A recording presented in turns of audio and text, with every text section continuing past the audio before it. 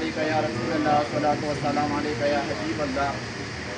حمد او ثنا د الله تعالی د پاره دی چې خالق کائنات او مالک ارض السما دی، او صلات و سلام د حضور نبی صلی الله علیه وسلم د پاره دی.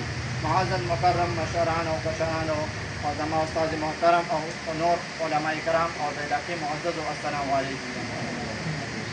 معزز نن چې موږ یو مجلس کې راجمع شوي د ایصال ثواب دپاره، دا زموږ یو دوست مور بیبي وفات شوې وه، نو الله تعالی د هغې مغفرت نصیب کړي او الله تعالی د دې کورنۍ ته صبر ورکړي. مرګ یو داسې حقیقت دی چې هېڅوک ترې نه انکار نشي کولی. دنیا غټ غټو حقیقتونو نه انکار شي، خو لیکن د مرګ نه انکار نشي کولی.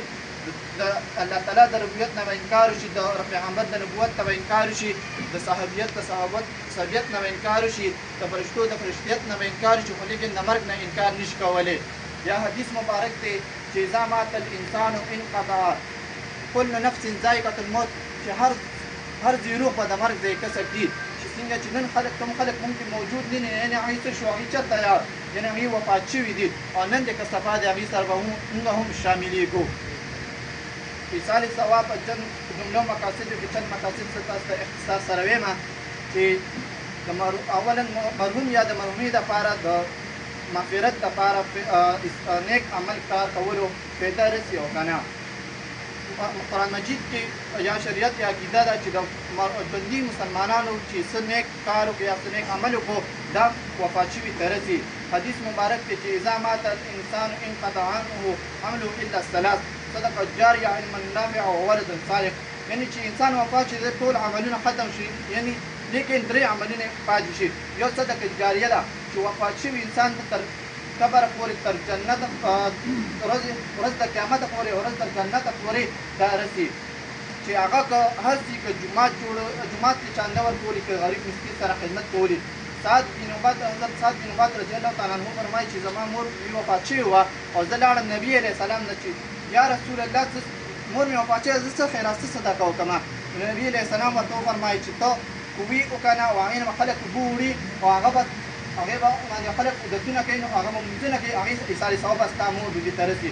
نو د دې نه معلومېږي چې ژوندي انسانان چې څه نیک کار وکړي نو هغه وفات شوو ته رسي. د دې مختلف صورتونه او شکلونه یې لري. صدقې جاریې نه چې کوم موږ دا یو مجلس جوړ کړی دا هم د صدقې جاریې یو شکل دی، یا صدقې جاریې یو شکل دی.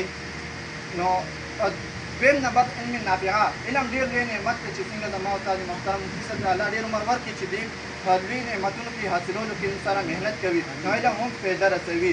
دریم وولد صالح، یعنې نیک اولاد چې څنګه نن دا فهمګل او د دې روڼ خپلې والدي صاحب سره نیکي وکړله. نو یو ورځ مولانا ذکریا رحمت الله علیه په خپل کتاب کې لیکلي دي د باب ایصال ثواب نه چې ما خوب لیدو، نو هغې قبرستان د ټول مړي راپاڅېدلي دي، نو هغې ټول مړي لګیا دي سره راټولوي، یو مړی چې هغه څه نه راټولوي. نو ما مړي نه تپوس وکړې چې ته ولې نه راټولې؟ نو هغه وفرمایي چې دې ټول مړي څه خپل خپلوان چې د صدقه څه خیرات وکړي نو دې هغه راټولوي، یعنې زما زوی عالم دی، حافظ دی، زما لپاره هغه کافي دی. څه وخت پسې بیا خوب لیدو چې مړی هم بیا څه راټولوي، نو ته تپوس وکړه چې دا ولې؟ وفرمایل چې زما زوی وفات شوی، زما خپل خپلوان صدقه څه خیرات وکړي نو زه اوس هغه راموندم. نو د دې نه معلومېږي چې کوم ژوندي انسانان څه خیرات صدقه وکړي نو هغه وفات شوو ته رسي. نو موږ له پکار دی چې ژوندي وفات شوو پسې څه خیرات صدقه کوو. نو الله تعالی زموږ نیکان هم بچي کړي او الله تعالی د مرحومې مغفرت نصیب کړي. په دې مختصر وخت مختصر بیان الله تعالی بری عمل کوي.